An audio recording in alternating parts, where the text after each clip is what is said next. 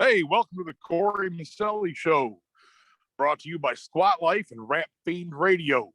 I'd like to introduce our new co-host, Matthias Bagstrom Anderson, out of the beautiful country of Denmark. Let's say what's up to the crowd, Matthias. Hey, what's up? I'm glad to be here, ready to talk shop. Yeah, he's also known as the Sexy Viking. Matthias, oh gosh, he's got a pretty interesting background. Been big in the Denmark culture his whole life. He's an online strength coach, personal trainer, whatever you want to call it. Want to add a little bit of what you do on this in the strength training world, Matthias? Yeah, I mean, I did not know that I was called the Sexy Viking, but thank you very much. I like that. Yeah, it's just obvious. Okay, thank you. I do a personal training and online coaching, but it's kind of like a side thing. I like to just improve. I like to share what I know. I like to help people do better, feel better, perform better, have a better life overall. Yeah, that's what's up, man. You've been a good friend to me. Kind of interesting how fate brought us together, but I'm proud to call you your friend. I think you're one heck of a fucking dude, man. Yeah, thanks. All right, well, let's get this show underway. Just trying to make you blush.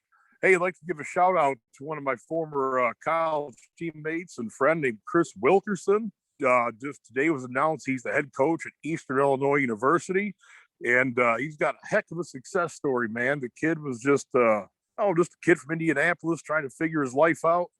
We both went to start our college football careers at the same time, just kind of aimlessly wandering around as freshman college football players. And the reality is we got a couple little jams together, and Chris really turned his life around, man.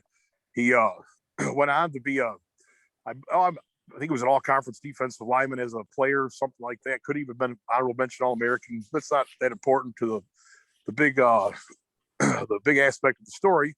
The big aspect of the story is he became a premier college football coach, just wrapped up his career as the head coach of the University of Chicago. I don't know his actual record, but I know they were very, very successful under his reign. And Eastern Illinois University got a rich tradition of like football excellence. This past season was not that great, but they got a true blue man at the helm now, Chris Wilkerson. Best wishes to you, man. I know you're going to make some noise down there, and that's definitely where you belong. So shout out to you, my friend. Congratulations.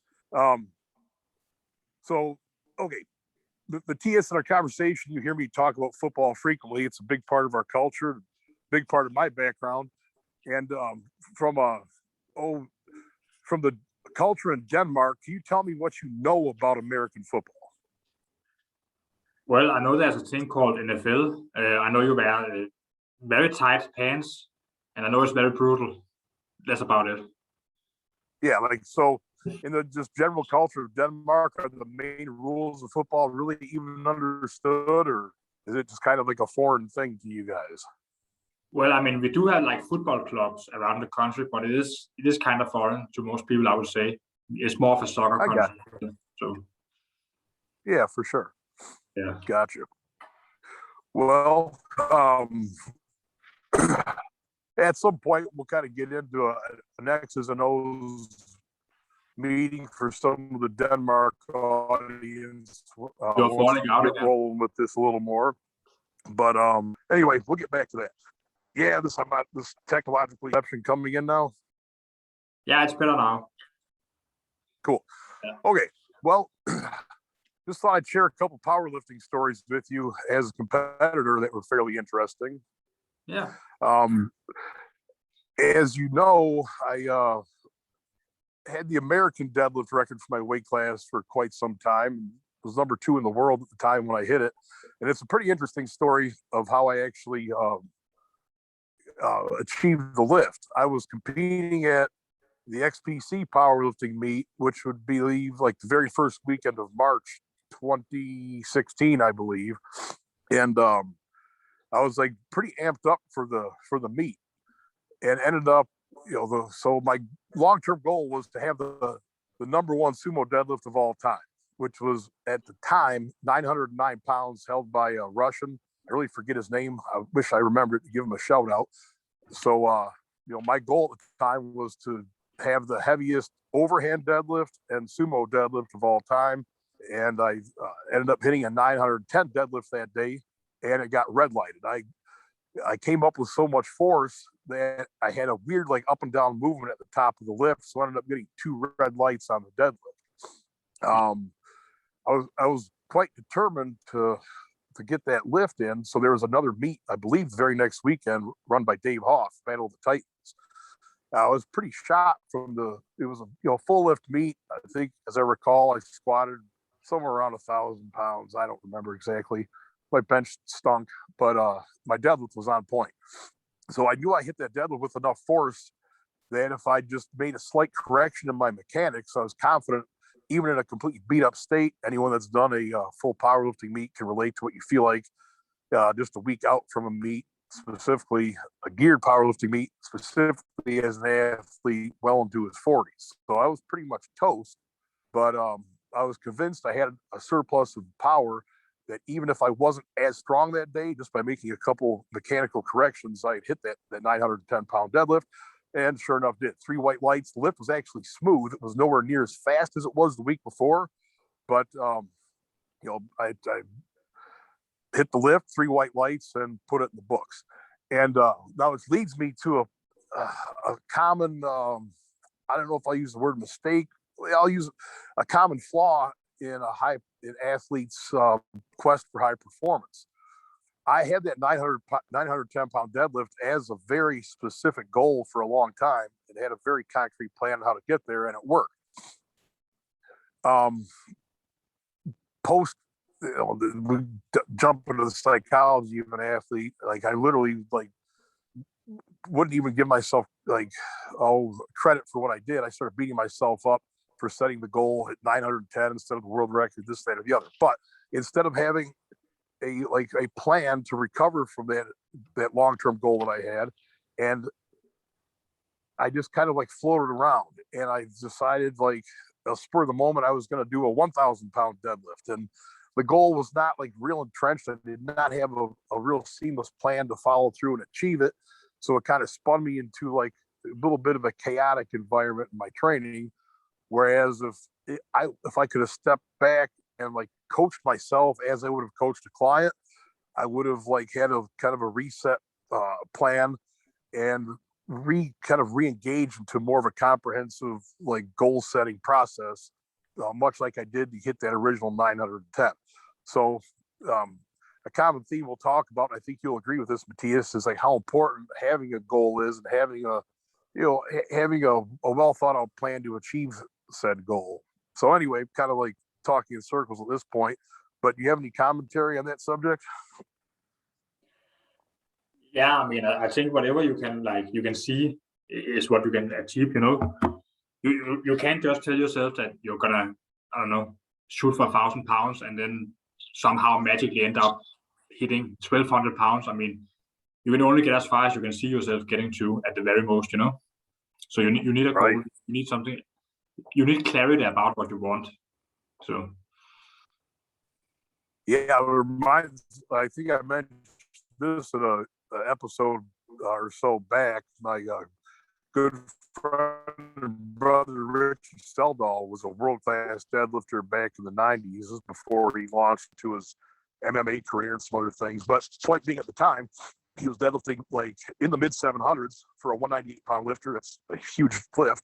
And his goal was to hit an 800 pound deadlifting competition. He was down at the legendary Ernie Franz Sports Center, and he's next 40 pounds of my deadlift. And Ernie just sat there, looked at him, and said, "The same way you gained the first 706."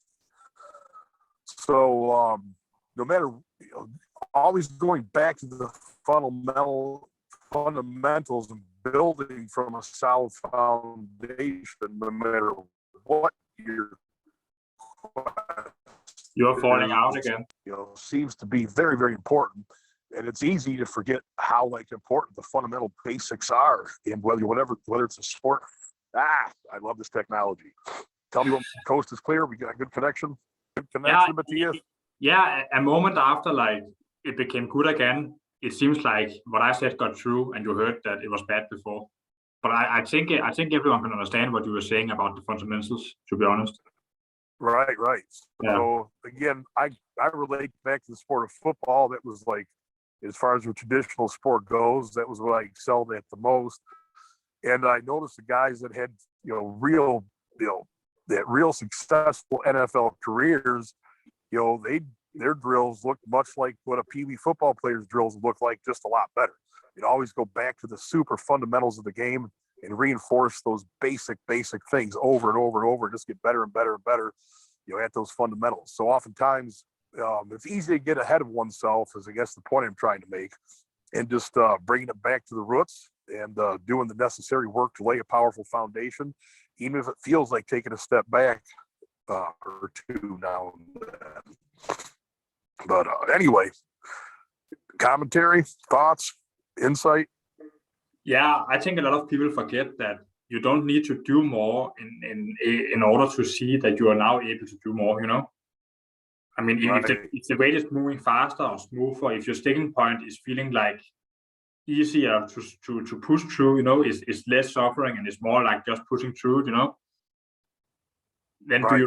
do you really need to do another rep or more weight to know that you're stronger and to also build more? I mean, you're doing it better, you're ingraining better movements, it's faster, you're becoming faster. I mean, how are you not improving by you doing the same sets, reps, and weight if you're seeing an improvement on how you're doing it? Gotcha. Yeah. Like, why do I get people, like, just in the general culture? I think a bench press is still the most popular exercise for the weekend warrior, just fitness enthusiast. People love bench pressing. Mm-hmm. So I did get a few people just asked me to provide some commentary on building a stronger bench press. So you can feel free to add in wherever you want, but here's some things I've learned over the years on building a very strong bench press. A very strong back helps lead to a very strong bench press, and actually makes it safer as well. Thoughts? I mean, when my shoulders were the healthiest, I was training my back like 4.5 times per week. Like some of it was like a small exercise, like a pull down or face pull or whatever. Or one day was like deadlifts and a AMRAP set of bent over rows, and a couple of days were like 8, 10, 12, 13 sets of pulls, to the lats. And it was great. I felt good. I was stable on the bench. Now I ended up fucking shit up anyway, and not really like getting that far with it. But yeah, these days I'm finding that my lats can take a lot. It's healthy and stuff like that. But I really tighten up around my rib muscles, so I can't just go in and do bodybuilding style workout like high volume all the time. But I do have to push on what I can, and then make sure I train my serratus muscles, my rib muscles. As when they get in better shape, I can do more all over with my entire body. So we talked about that, brother. I really think like the only way to hit some of the muscle tissue you're referring to is just very powerful deep breathing, man. I really want you to like employ some of that hill sprint work we talked about, or at least hill walking. Get that real deep function with your diaphragm and all those little bitty muscles that support the rib cage. Separate subject, but I think that will benefit you a lot. Yeah, for sure. It's like a combination. Okay. I had a thought to begin with this definitely. Grip work. I think let me give you an example. Like, I rarely, if ever, see my father, but one of the a story I can share with you that I remember is maybe, I don't know, 15 years ago, a rare time he was in town. He was dropping my son off at the weight room we were at, and I was like, "Hey, Pops, get in here. Let's see what he grows up from the era that weightlifting is like, it's a waste of time. Why would you do it? You can go out and like split wood and do some actual work. Why would you actually do work if you don't have to?" type thing. But I convinced him we had like 150 pounds on the bench or something like that. This is a guy who's literally never lifted a weight in his life. And we kind of like suckered him into going down there and trying it. They were kind of ugly reps, but he sat there and just blew out like 10 reps with 150 pounds effortlessly, pretty much. It looked kind of silly because the bar's damn technique to use. but he had enough of general physical strength to like rep about 150 pounds 10 times without ever lifting weights before. So why was he able to do that? Well, the guy lived pretty, what's what I'm looking for. He did a lot of like hardcore natural activity in his days. He was a trapper. He built houses. He was like, did a lot of manual labor. He ran a ranch. So he was full effort, even though they weren't in a very specific manner, like you would be able to replicate in a weight room. It still built a general like base of strength. And I think a lot of times people that are pursuing strength in the weight room, specifically that haven't done a lot of like manual labor or hard physical activity or a very demanding sport, could benefit from just like, random efforts, sprinting on a hill, just loading up some lumber, carrying things that like would put a different type of demand in your system that you're not able to get in a weight room. What are your thoughts on that, Matthias? Well, I agree. I mean, you do need some cardiovascular capacity. You do need to be able to use your muscles in a way that isn't just revolving around lifting heavy weights. I mean, if you're easily winded, then you have a hard time to recover compared to if you aren't, I think. Right. Yeah. So I had a friend point this out to me that he moderately, like, he is a moderate enthusiast in weightlifting and powerlifting and such. He never really pursued it at a great level, but he's more, kind of a fan or student of it. And he pointed something out to me with a lot of the great bodybuilders, specifically the bodybuilders he mentioned were Arnold Schwarzenegger, Jay Cutler, Ronnie Coleman, Dorian Yates. And he pointed this out to me is pretty interesting. If you look at like Ronnie and Arnold, they both had a very like rich background as like power lifters and athletes in other sports as younger athletes. If you look back, Arnold, when powerlifting was just beginning, Arnold was like the champion in Germany, I think, or at least the teenage champion or something like that. I mean, anybody that's paid any attention to Ronnie Coleman knows he was a phenomenal power lifter. And then even the weights he moved as a bodybuilder were super competitive as powerlifting numbers also. You look at Jake Cutler, he may not have had a powerlifting background, but his family owned a concrete business. So he was doing like very hard physical labor as a kid, leading up to his quest in the weight room. And you look at Dorian Yates, if I recall, he was a tremendous soccer player and boxer as a younger athlete. So I believe and if you look at the Soviet training principles, which I'm not like a super expert on, but have studied it to a degree, I think they had some kind of like 7-year principle or something like that, where an athlete performs best after 7 years of just raw, raw baseline athletic development. Does that ring a bell to you at all, Matthias? I may be butchering that principle a little bit. I've never heard there was like, but it does make sense. I mean, I did martial arts for 6 years, and I wouldn't say I mastered it. I mean, right. So my point being, yeah.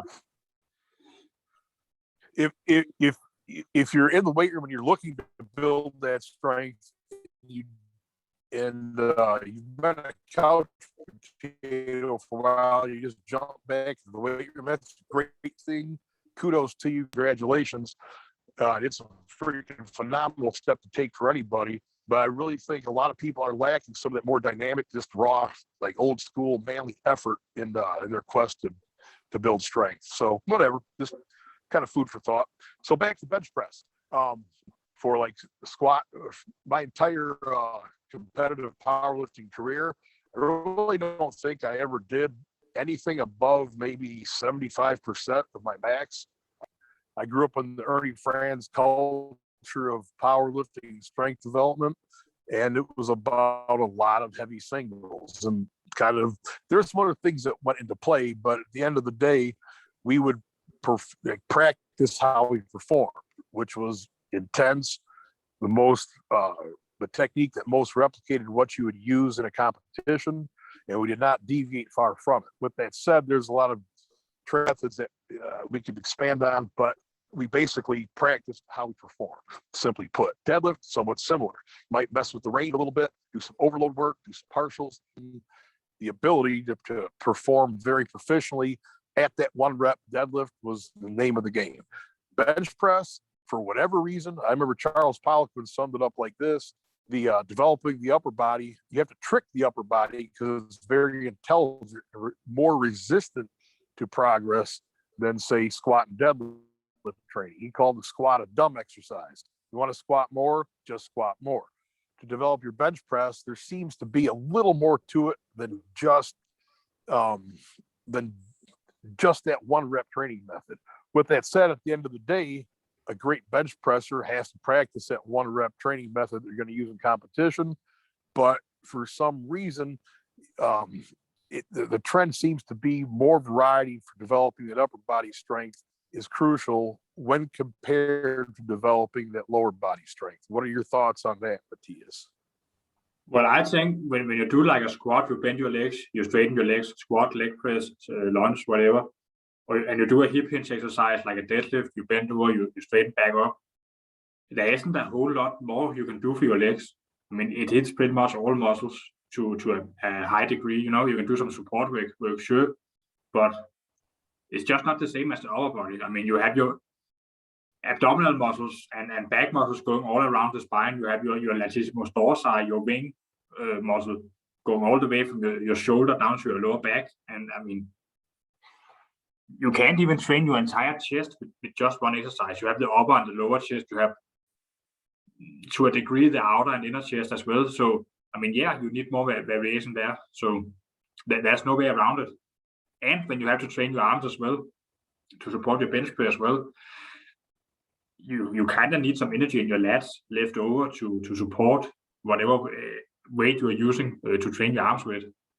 So all kinds of things come into play with the upper body, where with the lower body it's more like, how much can I do before my legs are fucking trashed, and should I maybe cut back a little bit on how much I do with like a barbell in my hands or on my back for the upper body muscles to be able to support all the work my legs can do? Or am I doing the right amount before going on to like machine work? Right. I get it. That makes sense. So I remember, I wish I could give the source to give them credit, but I remember a strength coach making this analogy for bench pressing. It's tough to fire a cannon out of a canoe, meaning, having that foundational support, like, it becomes so important. And I think that's, as a college football player, I was able to do multiple reps with 500 pounds, like a raw bench press. But looking back, it was the whole process of doing that became pretty detrimental, as I don't really think I trained the supportive. I did not give enough attention to training the supportive tissue. And I was pretty reckless in my approach, and I paid the price for it. Multiple pec tears. I've got like chunks of meat missing out of my left pectoral. Shoulders took quite a beating. But so long story short, learned a lot in the process. And what I learned was the bench press needs to have, if you really want to maximize your strength at bench press, most people have to be a little more savvy in their approach. I'll just leave it at that. So like rep 5 3s and 5 3 and 2 does seem to be a good what's what I'm looking for, a good upward direction in preparing yourself to have a new single rep max. We all know if you can do 500 for a double on bench, you can probably bench more than 500. Whereas if you can do 500 for a double on a deadlift, you may or may not be able to deadlift more than 500. It doesn't really, the rep indicators don't really hold true that well. Like, for example, on a deadlift, whereas the theoretical rep indicators on bench press tend to be fairly accurate. Would you agree with that? Yeah, I mean, with a deadlift, you're pulling from a dead stop on the first rep. I mean, you can raise your hips, get a pre-stretch on your hamstrings, and use that to get a little bit more power out of the bottom. But really, on that second rep, you are lowering the rate and creating the stretch reflex the same way you are when you're going down on your first rep on squat and bench press. So yeah, you might be able to do 2 reps with a weight that you could only get off the ground for one first rep, you know? Oh yeah, for sure. You might not be able to do 2 sets of 1, but you might, with that same weight, you might still be able to do 1 set of 2 because of this. So, but it depends. I mean, for me, my leg is up close to around the knees, so it doesn't really apply to me. But I can still get a little bit more total reps if I do doubles instead of singles. Right, understood. Yeah. Okay. Question for you: How did you get interested in like powerlifting, strength development? What got you down the path of like the whole strength bug? Well, I was Earth to Matthias.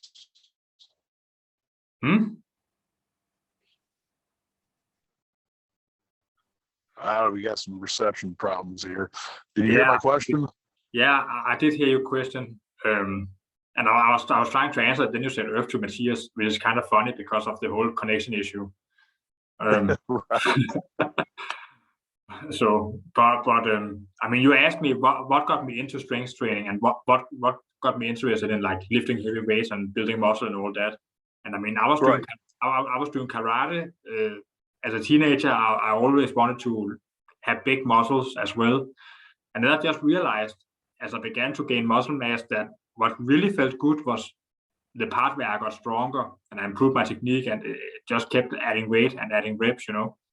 It didn't really matter if it was like a set of 5 reps on the squat or deadlift or bench press, or if it was like my 15 rep max on a bent over row for like 5 sets, which in retrospect may not have been the best protocol to use for me at the time. But I mean, I just love progressing in more ways than just gaining muscle mass. So I began to lift heavier weights sometimes on some of the exercise, and eventually I just stopped. I stopped doing karate, even though I would have definitely ended up with a black belt, because I just wanted to train. I wanted to lift weights, and I was told that I could lift more weights, do better if I stopped my martial arts training, which I don't necessarily agree with. Because I mean, in the dojo, I was actually stretching, and I was doing balance work and all that stuff. So I mean, I think I might have been healthier and better off if I continued my martial arts time training by building a foundation. Whatever. No, really, you can't. Yeah, you were falling out again, so I just elaborated on my question. Right. Answer, I mean. Yeah. Yeah, I mean, I'll answer my own. Oh, yeah. Okay, it's a very bad connection. Yeah. Well, I just shared, like, I'm actually just making me hear your answers, kind of making me reflect on what my son of a bitch. Action real work. Hello. Yeah, I can hear you now. Golly, it's a pain in the ass. Hopefully Epiphany can edit that out. We'll find out what it was. Anyway, yeah, I think looking back, what really encouraged, what really motivated me to really dig deep in the strength world is kind of like multiple prongs to it.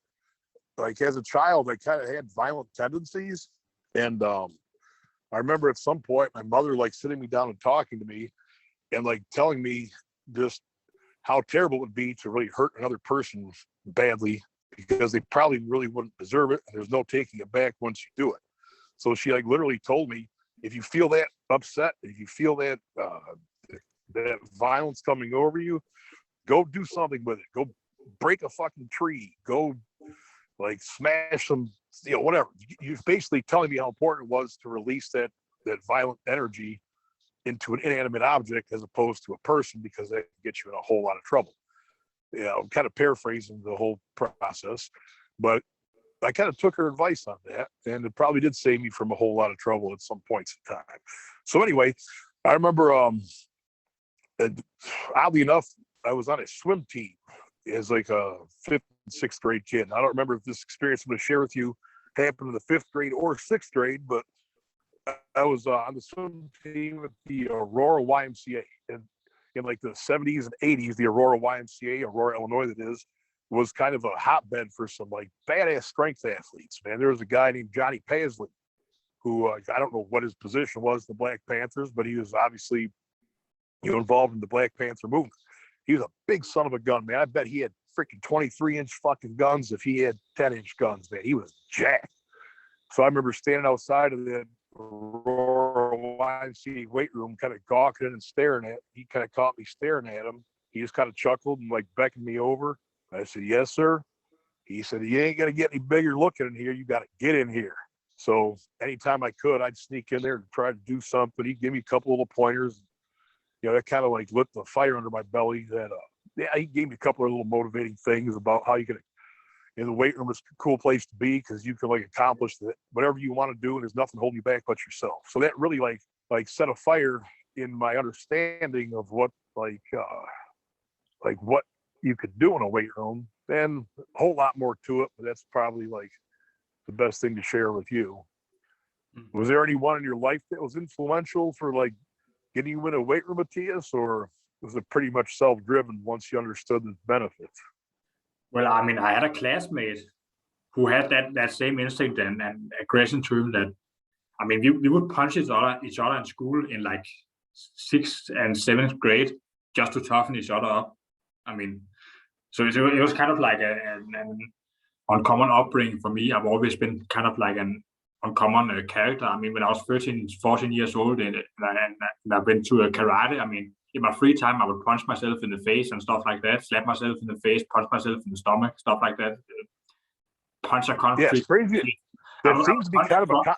Yeah, I would punch concrete walls just to harden my knuckles and stuff like that. So, I mean, I had kind of that influence from my classmate, who was a friend at the time. And I mean, we looked at wrestling, Batista, Undertaker, we looked at Arnold Schwarzenegger, and even Bruce Lee, and used those to motivate us, Oh, yeah. Yeah. I mean, it's kind of interesting you mentioned that. It's kind of uncanny how many men I know in the strength world that spend time in front of a mirror punching themselves right in the fucking face. It's pretty disturbing when you think about it. It's not a healthy behavior, but you're certainly not the first person I've heard mention that. Well, I didn't necessarily do it in front of a mirror because it wasn't really about looking at myself and feeling tough. It was more about, I mean, it just made sense. I mean, if I want to get harder, then I have to like create toughness, Oh, if I want to be able, if I want to be able to take a punch, then I have to do something about it.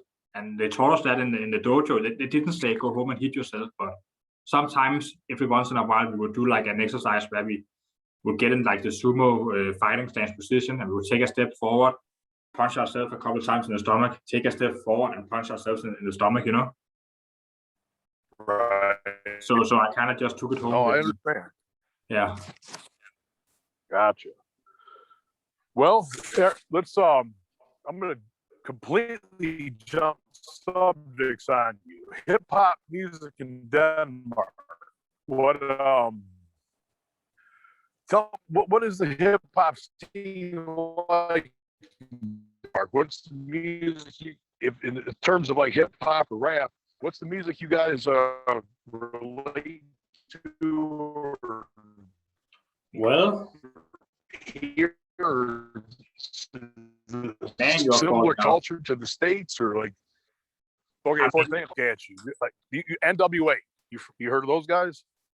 Yeah, but it's very old, almost right. Yeah, absolutely. I'm just wondering if like you have throw some popular like artists or groups that you're familiar with over in Denmark. Well, popular, I don't really know, and I don't give a shit because whatever is popular today, the new things, I have no idea who they are. I have no idea. Like, I just don't like it most of the time.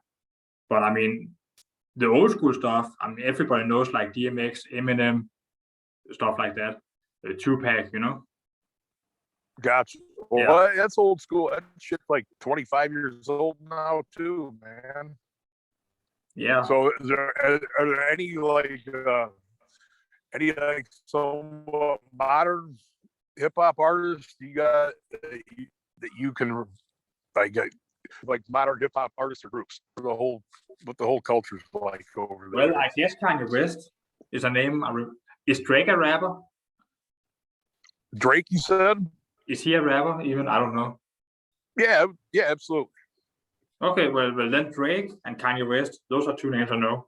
So start there. Okay, Whatever is popular gotcha. over in your country is probably also popular over here. I mean, it's just whatever it is. I gotcha. Yeah. Like what's the most common? Are there FM radio stations in Denmark, or like what? How does like what are the media resources for listening to music in Denmark? Obviously, YouTube, Apple Tunes, that sort of thing. But is there like traditional radio stations still up and running in Denmark, or Yeah, what's it like? yeah, we do have like 2 or 3 popular radio stations, but I don't think we have any like hip hop rap radio stations. Well, they got one now, Rap Fiend Radio, man. We're gonna because when our show's over, there'll be some heck of good beats playing, and help spread that around, man. Rap Fiend Radio. It's if anyone that likes hip hop music, all eras, all genres, man, it's a pretty badass station because it's not limited to any like you got mainstream, you got independent artists, you got stuff that might be 25, 30 years old, you got stuff you haven't even heard before. So hopefully we can get that spread out throughout Denmark and get some noise made for Rap Fiend Radio. I think especially for working out, man, it's one of the most fucking smooth like mixes of music I've ever heard. Anyway, enough about that. All right, Matthias. Now you seem to be quite. I don't know if I were expert dating. I don't know shit about dating. I just do my thing and don't even know what the hell I'm doing. But a lot of guys have questions about dating. You seem to be a freaking to a point kind of a dating guru. Do you have any advice for young guys that like want to jump into the dating scene? Because they do not want my advice. I guarantee that. I wouldn't say I'm a guru on it. I just know that I said that. Oh, thank you. But I don't know. I just have this like dominant, like aggressive kind of like leader type of traits with me that I know that they help, and I just capitalize on them, and I know what it's about on that end. Advice. Well, whenever I see like young guys today get together in cafes or whatever, they look like women to me, to be honest. Gotcha. Now, when you say aggressive, what do you mean by that? Let's make sure that you got a understanding of what that means, because I'm assuming it doesn't mean you go fucking grab a girl and drag her out in the street. That would probably not be a wise strategy. No, I mean there's a difference between being like having an aggressive side and being like a strong man and being a rapist, a psychopath. It's not the same. But when I say aggressive, I mean just wanted to clarify that. When I say aggressive, I mean like I've done martial arts, I've lifted weights. I mean, I don't have to be an aggressive person because I put so much energy into just doing cool shit that I like doing. I can be as calm as the day is long, but I know when to say stop or how to say stop. I know how to say no. And if so you're saying it's more of a persona than actual behavior. Basically, is what you're saying. I'm not an aggressive person per se. I just have an aggressive mindset in the way that if someone punches me in the face, I'm probably gonna punch them back a couple of times, without even thinking about it, without being shocked, without playing a victim, without anything, And if someone screws me, fucks me over, I'm probably gonna tell them to go fuck themselves or something like that, That's just what I mean. So it's not like it's not like I'm a psychopath. It's not like I'm special. A lot of people got that trait with them. How does that relate to dating exactly? Because that doesn't punching someone back after getting punched in the face. I don't know how does that equal more dates. Well, I mean, ever since the dawn of time, women have. You're falling out again. Let's give it a second. Yes, son of a bitch. Sounds like you're back. So ever since the dawn of human time, women have been drawn to men who will protect them because men are physically more strong. And I don't care what anyone says about what woman wants to say. Well, if someone fucks with me, I just fuck him up. I'm strong. It's like, yeah, but if the man is also strong, you probably don't have a chance, bitch. You need someone. Yeah, I got you. I mean, we have pretty peaceful times right now, but we still have this much the same biology as 10,000 years ago. So it's a part of being a leader, and I must say, I can say it another way that's probably easier to understand. Yeah, when you interact with someone, there's always going to be like an element of like, who's the strongest? Even if there's no fighting, there's no, even confidence comes as a form of strength, being grounded, being able to speak your mind, no matter if the other person disagrees or there's a risk that someone is not going to like you, stuff like that. And at a deep, very deep intuitive level, I think there's also in part the element of like, could I fuck this person up if he has a problem with what I'm saying or doing? Okay, yeah, that makes sense. So let me put what you just said. Let me put what you just said in my interpretation. Basically, it's a balance of having the ability to be aggressive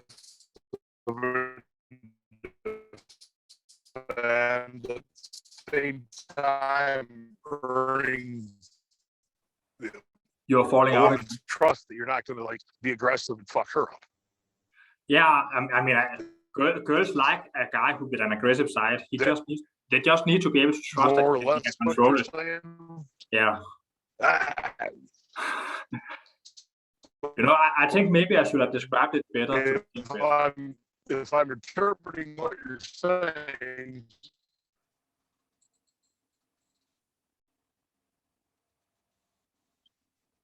Gotcha. You're falling out again. So okay, yeah, but yeah, it's okay. That is an understanding. How about actually? Because with that as an understanding, how about actually going out and being active in the dating world? Because you actually want to get dates, though. That's what kind of. So what you're saying is a generally universal truth. Yeah. But now actually going out and getting dates with girls. That's what some guys have questions about. And my advice is just fucking go up and ask them. But I don't know. I'm never been that strategic in that department. So. Whereas I think you could probably offer strategies to some young guys that are out there actually actively looking to get some dates. What would you tell them? Okay, so it's like you don't really know the girl, and now you see her, you are attracted to her, you want her to be attracted to you as well. Is that it? Okay, elaborate. Well, I mean, you just fucking get to know her, and you carry yourself in a way that she can sense that. You're not there to be her friend. You're not there to gossip with her like a girlfriend.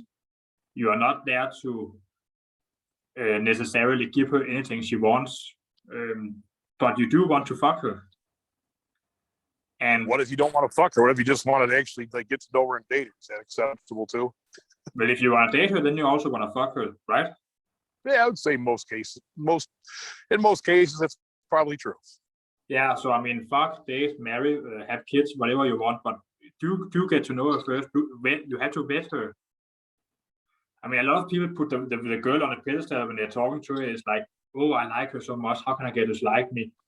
But for me, it's the other way around. Like, she has to prove herself to me because I don't want a fucking psycho bitch. I don't want a crazy bitch. I don't want a bitch with so many daddy issues that she's gonna make me out to be the worst person in the world whenever I disagree with her. I don't want someone to manipulate me, steal from me, all that kind of stuff. And I'm not saying all girls do that, but I think we can all agree, for a man at least, that some of the most terrible things that happens in life involve dating someone you shouldn't have dated, straight up. I mean, so I mean, just the chaos that comes with being with someone you shouldn't have been with, and she could be a good girl, the best girl for someone else, and there could still be a lot of chaos. So you kind of need to vet her and make sure you fit together with her. And if you can approach a woman with that kind of confidence that, hey, I'm worth being with a woman who is actually going to treat me right, and still be down to earth, not arrogant, pleasant, a gentleman even. That's gonna make her, take notice of your existence. It's gonna make her think, is he worth considering more than just talking to and getting free drinks from? Free drinks where? No. See, that's why you're the sexy Viking. You know this shit. Okay. Hey, earlier you said you had a question about my training or something. What was that question? Well, just how the fuck could you train sometimes like 7 hours at a time? Well, something like that.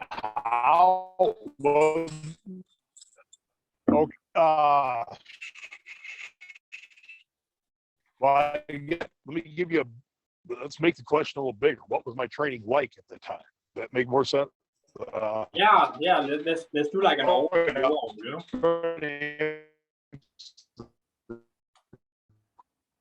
You're falling out again. How would I spend 6 to 7 You're falling out again. Training? Well, how long does your average powerlifting meet take? Yeah. Well, I'll tell you what, a little bit of editing, and let's do a separate segment. And I'm going to take a little bit of editing.